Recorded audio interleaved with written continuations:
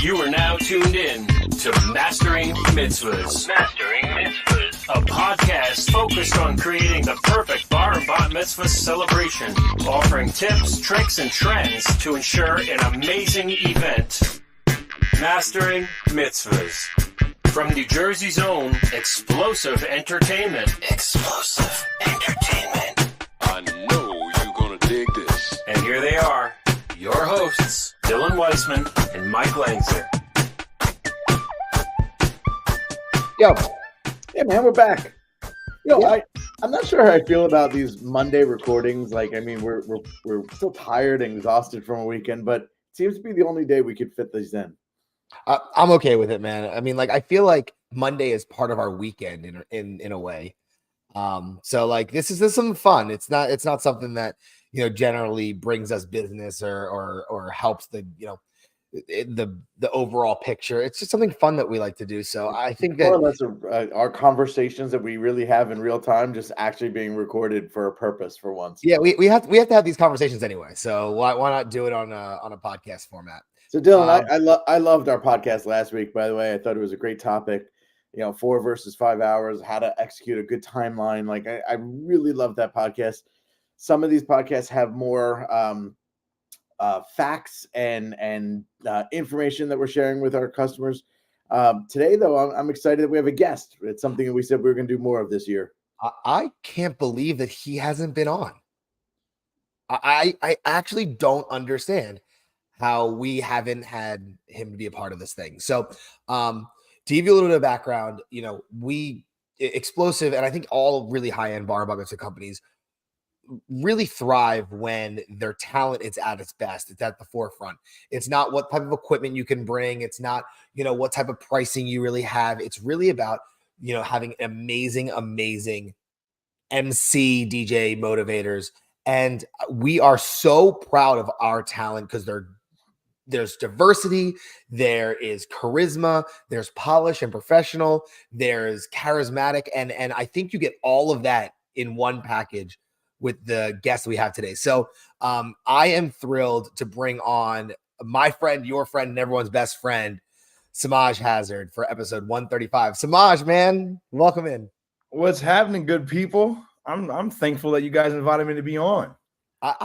We gave you a ton of notice about this too, didn't we? Yeah. I was like, you know what? Let's do it. You know what, Dylan? I'm gonna poke at you for a second. Like I can't believe we haven't had him on. Yes, it's been too long, man. I'm feeling away. I'm taking it personal, man. I'm going to back Dylan for a quick second. We're at episode 135, but truth is we haven't had very many guests. Probably in the vicinity of 10 guests, right, as a whole after all of these episodes. But like our goal this year, we got some feedback from some of the listeners and that they want to see more guests. So you're one of our first of 2024. Oh, that's awesome. I'm honored, man. I'm honored to be on with two legends. Why don't you tell the audience, the listeners and viewers, who you are, what you're all about? Hey, well, what's going on, everybody? My name is Semaj Hazzard. Philly native. I currently live in South Jersey. It's funny. I'm actually full-time minister, but I'm also a DJ and an MC produced by some of these great guys, these two guys on the screen, man. And it's funny. I'll give you guys a little background. Dylan discovered me when I was 16 years old. My high school, we did this thing every year called Spirit Week or Spirit Day. And we literally went to a campground that Dylan was a part of, and he was lifeguarding this day. And I kind of just had not to toot my own horn, but I had the whole school like on lock. Like I had the energy going crazy around the pool. Everything was going crazy. And it's funny. I did something I wasn't supposed to do at the pool. I dove in the pool like head first, and Dylan had yelled at me. He was like, "Hey, you can't do that." And then I got out the pool and I was like, "I'm sorry." And he was like, "But by the way, do you want to work for me?" He yelled at me and then was like, "You want to work for me?" And I was like, "Well, what do you do, weirdo? Like, what do you mean?" And he was like, "Man, I'm an owner of an interactive entertainment company, man. We do bar bat mitzvahs, all types of great things. And I think you have the personality for it." And I was like, "Well, let's do it." And it's funny. One of my teachers was just telling me the previous week, you should get into that. And I was like, I have no idea what that is. And I just jumped right in. Literally, Dylan put me on my first gig. It was a camp gig. Literally I was just turning 17. So And let's date this. What year was this? Do you recall?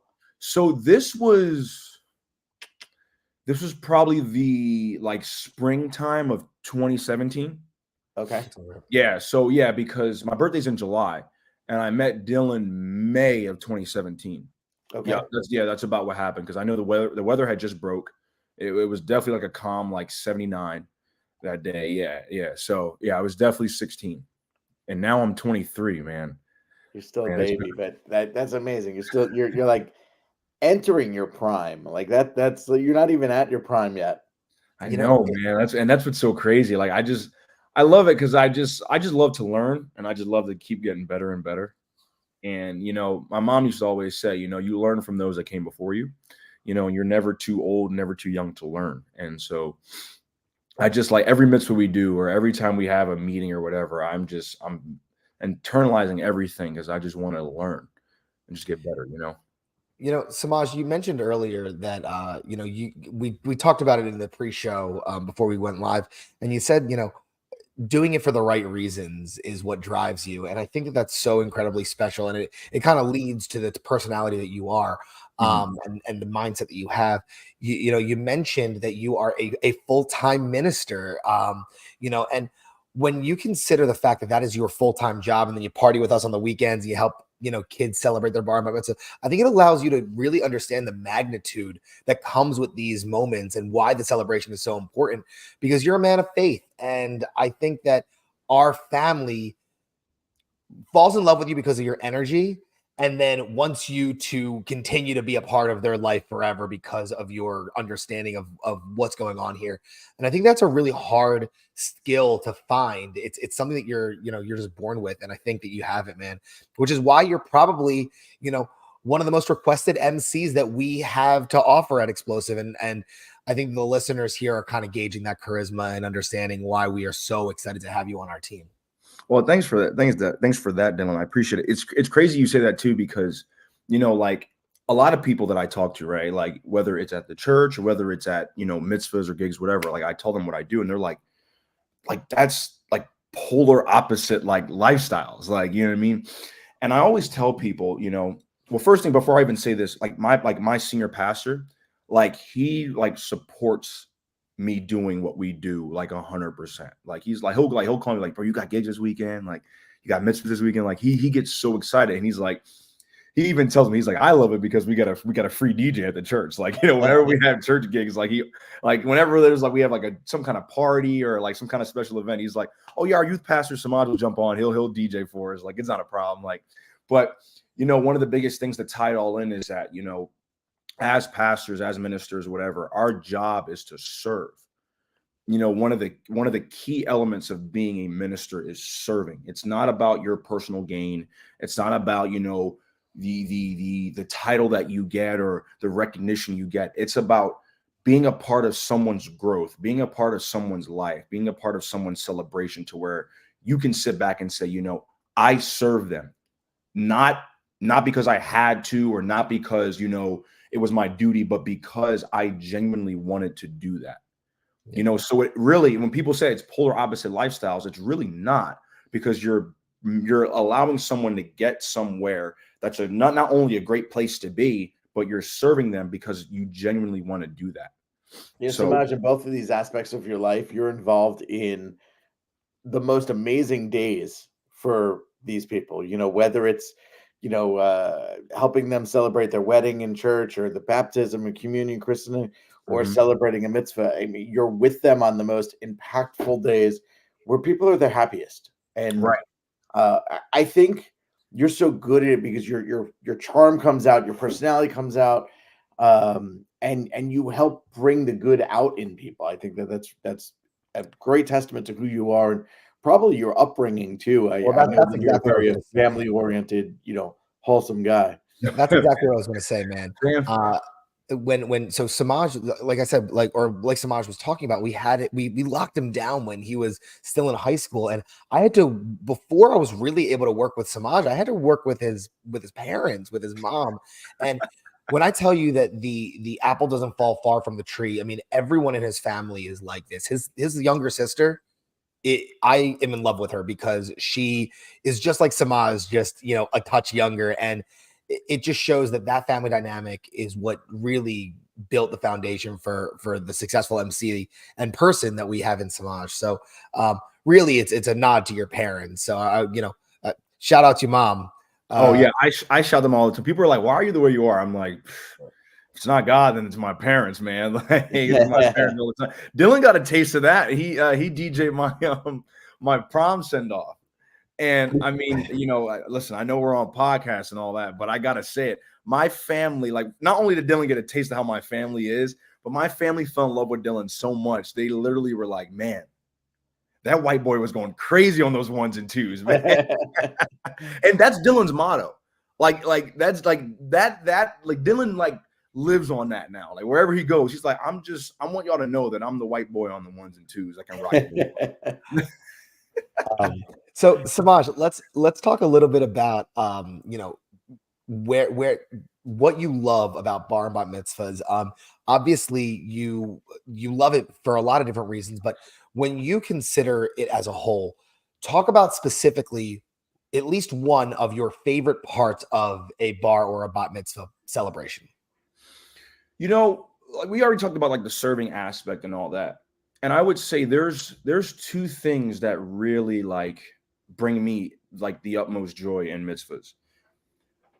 Excuse me. I love when we have the ability to step in and take the stress off of parents.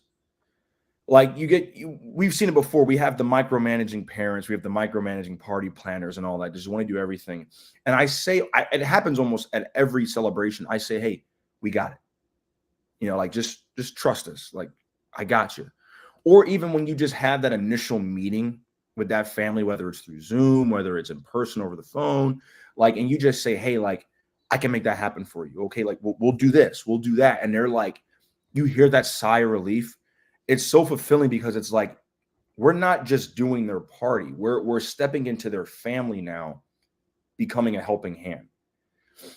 So when I see like a family that just has a sigh of relief and they're just like, hey, I can sit back and just let Xplosive run the show, and I know I'm getting quality service. Like, I think one thing that makes us stand out, you know, as it pertains to other entertainment companies, that we go above and beyond. We don't just do the bare minimum. You know what I mean? Like, you know, like, it's crazy. Like, Dylan, you taught me this when I was 16 years old. We do whatever we can to ensure the safety, the well-being, and the happiness of clients or whatever it is. So like, even like something is like, Dylan, I'll never forget, years ago, we did a camp gig and there were kids that were swinging off of like a bar that literally was the most unsafe thing. And let's call a spade for a spade. Like, that's not our responsibility, but we can't have kids getting hurt on our watch, especially while we're doing something. Like, so when you have a family that knows like, oh my gosh, like they're keeping us well grounded, safe, regardless, on all levels, and seeing that happiness, that brings me joy. And I think one of the biggest things too is like, I don't know the proper word to describe it, but like when you see a party rocking and you're on the stage or you're in the middle, like, and I'll reference the mitzvah that Mike, you and I did, you know, was it 2 weeks ago, or a week ago, whatever we did in Maplewood. Like, you're talking like, what was like 250 people, like 250 people there? It was about that. Yeah. Yeah. Like, when you sit back and you just see a family, just like, you see family and friends just like locked in, and you see like no one's missing a beat.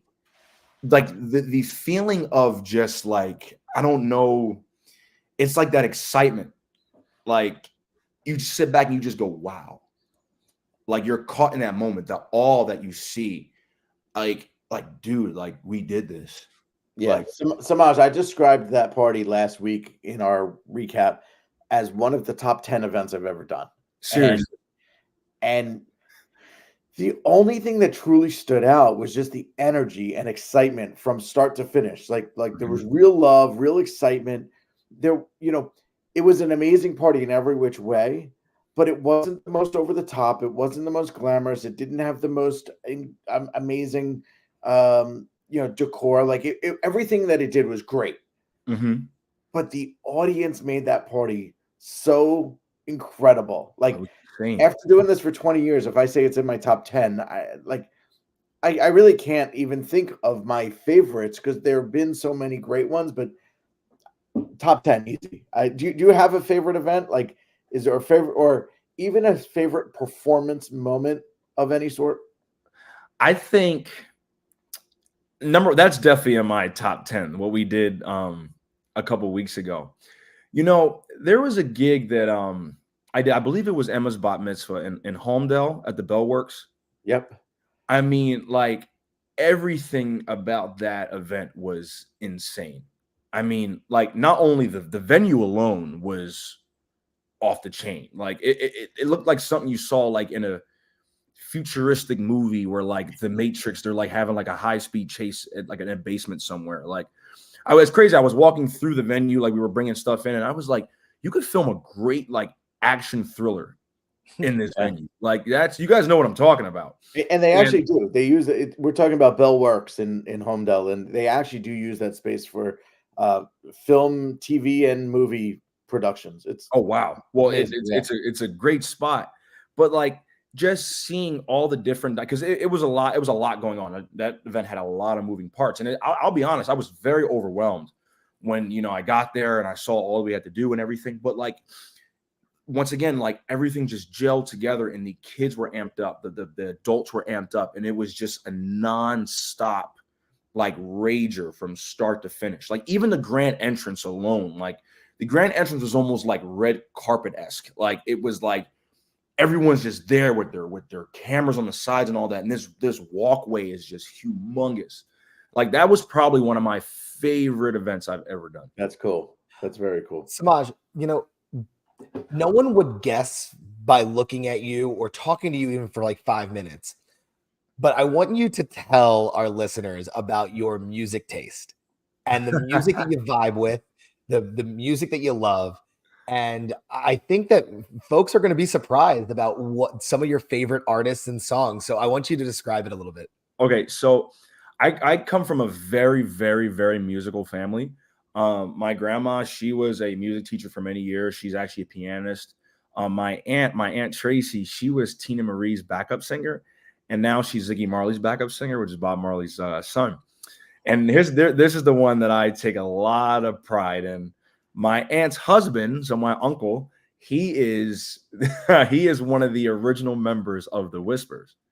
So I rock steady and the beat goes on. It's a love thing and all that. So my taste in music is deeply rooted in old school pop, R&B, hip hop, all that. If it's the 90s and before, if it's 70s, 80s, and 90s, I'm somewhere in there. Like if you see my playlist on my phone or what Apple recommends that I listen to, everything is old school. Like, I mean, when I was first starting off as an MC, Dylan would literally give me the mic only for adult dance sets because he knew I would go crazy just for the old school music.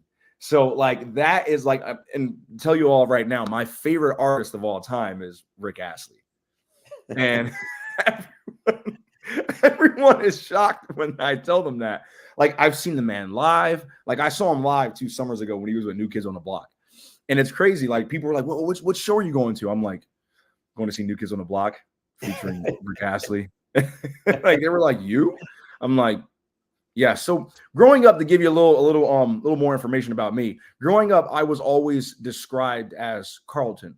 This modern real life Carlton Banks. Real life Carlton Banks. That's how I was described. And so like I just love old school music, but more specifically, Rick Astley all day. Dylan and I actually have a running joke because when we first met, I always referenced that my uncle was in the Whispers. So Dylan got to a point where he was like, well, at this point, it's just my uncle.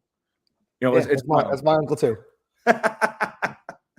Semaj, I actually, that energy and your love for that music, I don't play it often. I don't play Rick Astley often, but like when I know you're the MC, I almost always play because your energy comes off and then the crowd feels it. It's like there's something to be said about when the team and let's transition. I want to talk about team for a second, but when the team starts to feel something, like the energy that the crowd like gets off of that, it's just so amazing. And there's certain dancers, Matrix is an amazing dancer as a whole, but when we play Michael Jackson, he could just do that. So let's talk about, your role at Xplosive, as a team manager. How do you describe, the way that you lead your crew and, the respect amongst the crew? Mm-hmm. So, I mean, like, I'm a very and I kind of take like ministry approaches to this. Like, like I try to meet everyone where they are, like, okay, like how can I best help you? Or where are you struggling with or whatever, even if that presents itself, which it rarely does. But I try to create an environment to where like, hey, we are here to serve these amazing people. We can always hang out after this. We can always, bunch up together after this and do whatever, go out to eat or whatever. We can always do that. But you only get one mitzvah. You get mitzvah once, so like, let's allow these people to have an amazing time and let's show them our amazing talent. So what I do is I'm a pusher. Like, yo, I know you can do this. I know you can do that. Like, if I can reference someone right now that is new in our company, Elton, I love him. I'll never forget. I did one of his first mitzvahs he did with me, and he was my co-MC. I gave him the mic, and he was like, "How did I do?" I was like, "Dude, like, you killed it." And I gave him one little piece of advice, and I gave him the mic. I said, "Now go run with it and do it." And he rocked this dance set. You know what I mean? So like, I like to create an environment or leadership to where I push people. And of course, I have my different techniques to where like, I don't even want to use the word demand, but I expect respect, of course, that any leader would, or any, lead on a party would do. But like, I try to create an environment that's very family oriented, that's very fun, that's very happy. Like, I want people to, when they think of Semaj, they think of just this fun MC that meets me where I am and wants to push me to be the best dancer or best DJ or best MC that I could be. And I just do that by simply saying like, hey, like, let's try this. Let's do this. I know you're capable of doing it. So let's just do it. Like, even when I see like dancers bunched up on the dance floor or whatever, I'm like, yo, guys, spread out and watch, and just trust me. And like, I'm a pusher. So I push, and they'll spread out. And then next thing you know, they got like 4 different groups of kids dancing along with them just because they had a push. Love that. Semaj, you are so incredibly likable, and at this point, at a young guy, like in relativity to what this career is, you're a young guy with so much experience. I want to try to wrap this thing up and close it up a little bit with, if you can give a piece of advice from your perspective to a family who's in the middle of planning a celebration, what would you tell them? So the first thing I would say is, definitely see what your kid wants. You know what I mean? I think a lot of times, parents, I'm not a parent yet, but like a lot of parents, they get caught up sometimes on what they want. But I think one of the biggest things is first, just asking, like, the one that's getting bar mitzvah or bat mitzvah, like, what are you looking for? What are your expectations? Now, there are some, kids that, are more laid back, like, hey, mom, dad, take the lead. That's fine.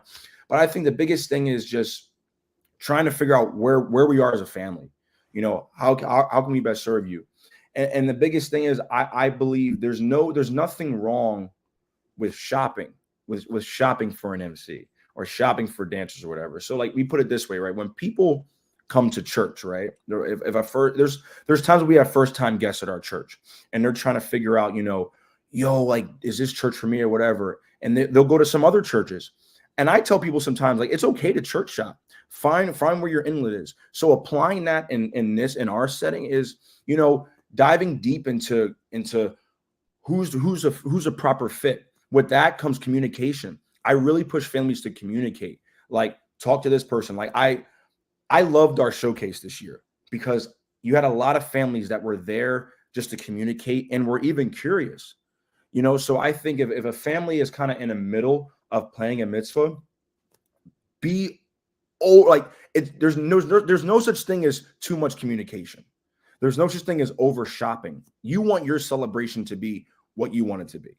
Like, I know if I was planning my kid's mitzvah and I looked at the list of explosive MCs, I would be so conflicted. Because not only do I know everyone on a personal level, but there's so much talent. So what I would do, like, I'd be calling Mike, I'd be calling Dylan every single day. Like, yo, this is what I'm looking for. This is what can I speak to this MC? Can I look at his recent promos, his or her recent promos? Can I figure out what I want to do? Can I talk to my kid, or maybe you can talk to my kid to figure out what is his or her interest? What enhancements could I do? Simply just discovering what is the want/need, and simply just over shopping. There's nothing wrong with it. One of my favorite parts of what I'm getting out of this podcast right now, we often hear, people say, do you have to be Jewish to get it? Like to know how to run a bar and bat mitzvah? And here's a clear example of no. And I don't think we've ever really talked about this, Dylan, on the podcast, but could there be advantages to, you being Jewish and being bar mitzvah yourself? Maybe, you could know what it's like to be in that kid's shoes. But everything that Semaj has been saying, like, clearly shows he knows and understands the industry, the ups and downs, the difficulties of, throwing a party of this stature, and the awkwardness that can be encountered by a 13-year-old that may or may not want to be the life of the party. Mm-hmm. I mean, I've seen it tons of times. Like, you got to call a spade for a spade. And as a youth pastor, like I see this all the time. Like, some kids just aren't social. There are some kids that have maybe like social anxiety. That's a even bigger opportunity for an MC to really step in and really show that they care about a family. I've had kids like that literally have been like contemplating their grand entrance. And I'm like, how about this? Like, this is where like you have to tap into your leadership, tap into your creativity to make an event pop. So like I'll say to a kid, like, hey, I can get my friend Derek to walk you in, or I get my friend Bridget to walk you in. I can have an entourage of people around you that will not only take the attention off of you, but will literally, pipe you up, because this is your time to shine. I want to interject for a second, Semaj, because I want to mention something that happened last weekend, and I know that we're kind of throwing you in the hot seat here, but you made something relevant, and it's like, if your kid is having a hard time with an entrance, and maybe they're not excited by a dancer walking them in or something like that. This weekend I had a bat mitzvah girl who was really unsure about being in the spotlight. And one of the solutions that I had posed to her is having some of her best friends walk in with her. And I like, that's just one of those like little, like off the dome tips that we had offered to them. So, I mean, I think that the mindset of let's meet you where you're at and how can we make this right for you and your family is something that it comes with experience, and you got it, man. All right, Mike, you got one more for it? One final question, Semaj, before we wrap this thing up. This podcast is all about tips and tricks for families planning a mitzvah, but I'm going to flip the script a little bit. I want you to provide a tip or trick to a young child or young adult that wants to get into this industry, because we spent a lot of time in the beginning talking about you being 16 and kind of just being discovered. But like, let's say that day didn't happen and, Dylan wasn't the lifeguard on call that day, like, if you wanted to get into this business now, knowing what you know, what tips would you give to a aspiring performer? They'd call me. I would say hands down, and I believe this works in everything, is eagerness. Like, when you show that genuine want to grow and that genuine want to be a part of this industry, like, it's eagerness. I mean, like, I'm sure Dylan can tell you, we've had many people come in and out of the door. Like yeah, I think I want to do this. We put them on a party, and yeah, they'll do a good job or they'll do a bad job. I know, Mike, you've seen it too. And then it's like, all right, but then it's like after the fact, you might schedule them on it, and the energies maybe it's not there, or maybe it's not what they thought it to be. At the end of the day, there's going to be some highs, there may be some lows. That's life, period. But eagerness, like Dylan could tell you, when I probably emailed and called Dylan almost every single week after he discovered me, because I was like, I want to do this so bad. I talk to you guys all the time, like, you know what I mean? Like, still to this day, like, when you show that genuine desire that I want to grow and I want to be a part of this team and I want to be a part of the legacy, because I'm in for the long haul, no matter, because like I said, there will be times where it's down. There will be times when it's high. Like, I mean, I never forget my first off season when I first started, like when we hit the spring. I'm like,